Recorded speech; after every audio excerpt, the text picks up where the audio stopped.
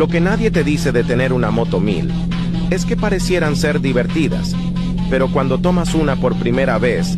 te das cuenta que no es un juego. Alcanzar los 200 km/h es tan fácil y tan rápido que asusta. Cuando aceleras a fondo y la primera da más de 160 km/h, sabes que va en serio y te das cuenta que a 180 no se ve ni siquiera tan rápido y la moto va descansada, va ligera, y es cuando te das cuenta que te sobra máquina y te faltan huevos. Llegas a 260 sin mayor problema, apenas acabando la cuarta velocidad, y es en ese punto a 14.000 revoluciones que la moto te mira y te grita: jálale, acelera a fondo si muy hombre, porque aún me queda por dar. Eso te hace sentir tan chico, pero el verdadero valor es saber respetar la moto